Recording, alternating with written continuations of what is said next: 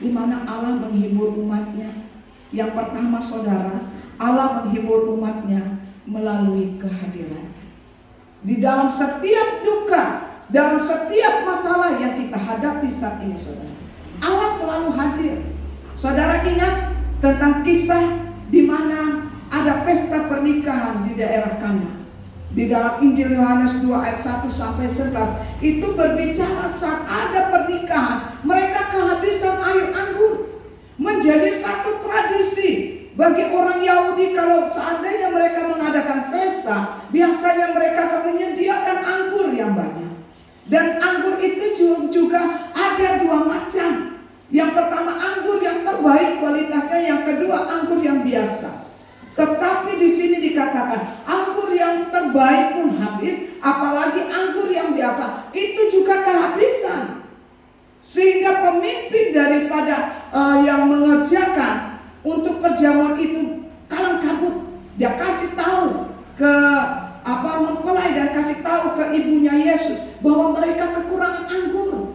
Saat Maria mendengar seperti itu, dia bertanya kepada anaknya Yesus, apa yang harus diperbuat? Di mana caranya? Tapi Yesus berkata, mau apa engkau daripadaku ibu? Ya, kadang waktunya belum tiba.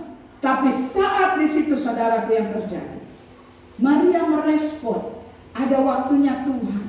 Saat dalam kesulitan, saat dalam kesesakan, dalam keadaan yang boleh dikatakan suatu ketika akan jadi malu nih. Saat mereka mengadakan pesta besar, kalau kekurangan, maka otomatis tuan rumah akan malu, ya, akan menanggung rasa malu. Tapi apa yang terjadi? Maria meresponi setiap perkataan Yesus. Dia katakan kepada pelayan-pelayan itu, dikatakan apa yang dikatakan oleh Yesus, perbuatlah itu. Di situ dikatakan ada 6 gentong untuk biasa pembasuhan orang-orang Yahudi sebelum masuk, itu biasanya mereka membasuh kaki mereka. Ya, di situ itu untuk isi 3 sampai 5 buyung air dimasukkan ke dalam tong itu. Dan akhirnya apa yang terjadi saudara? Saat Yesus hadir, saat Yesus berkata, sesuatu yang mustahil akhirnya terjadi. Yang dikatakan air biasa itu berubah menjadi air anggur yang manis. Dikatakan melebihi anggur yang terbaik yang disediakan oleh yang menyediakan pesta tersebut. Anggur yang dari Tuhan itu luar biasa. Kalau Tuhan hadir dalam setiap persoalan, kalau Tuhan hadir di dalam setiap duka, semuanya Tuhan akan ubah. Seperti yang kita nyanyikan kan, dikatakan saat kita berduka, kita meratap, air mata ratapan, air mata duka itu, kain kabung kita itu diubahkan menjadi jubah pujian. Air mata itu, suara ratapan itu akan menjadi suara puji-pujian dan akan menjadi tari-tarian indah di hadapan Tuhan.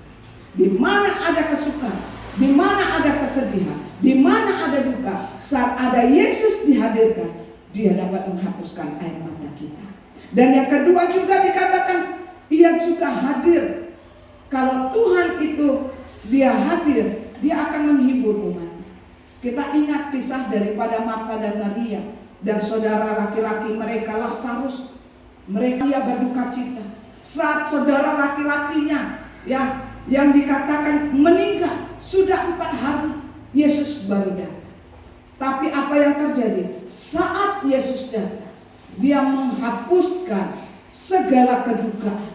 Dia membangkitkan Lazarus. Akhirnya Lazarus hidup kembali. Dan dikatakan saat Yesus hadir, kematian itu dapat diubahkan menjadi kehidupan.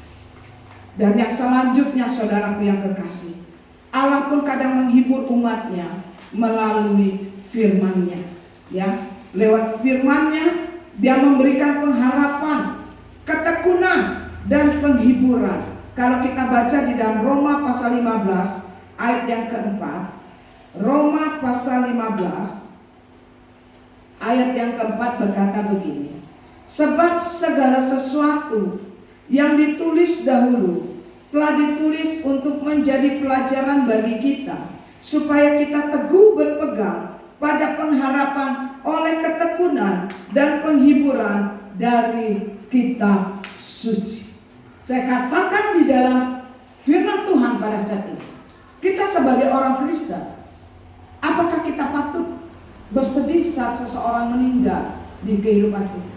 Ya, kita patut bersedih, kita berduka cita. Dan